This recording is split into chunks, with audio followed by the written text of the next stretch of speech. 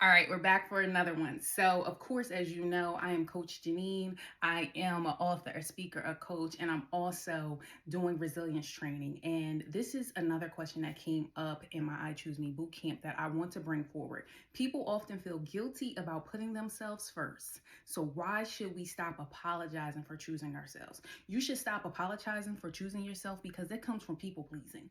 And people pleasing, they can't coexist. People pleasing and boundaries cannot coexist. So if they can't coexist, meaning they can't be together, you got to be one or the other, then you have to find this common space. And remember that boundaries are for you. So a lot of times people struggle to choose themselves because they're in caregiver roles, right? So me as a nurse for over 25 years, but I do nurse anesthesia. That became a part of my lifestyle and my personal and my professional. If you are a caregiver all the time, even if you're a mom, a wife, those are all things of giving to others, right? You care, give, and you don't really know how to receive. And so you lose yourself because somewhere in there you're giving so much that your cup is empty. And as we always hear, right? You must pour into yours because everything flow through you. You understand? It flow through you. So when you get to a point, because I gotta have my book so y'all can understand, right?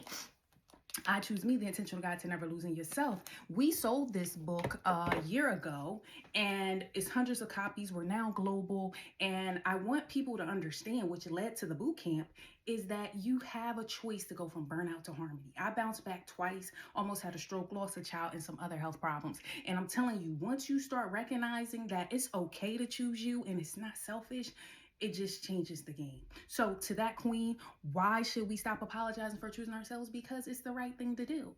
It's the right thing to do. But where do you start? With the Bloom framework, which is believing in yourself, right? I have a 5-step signature method that's proprietary that I make sure that my clients go through. And I was my first client, but now I've been able to help thousands of people and also speak on stages about it. So, first part is positive, sexy self talk. If this is checking and resonating with you, I want you to go over to intentionalqueenjourney.com right now and go ahead and get that positive, sexy talk. It's a 7-day checklist where I go through and give you key things that you can do just to start you on your path.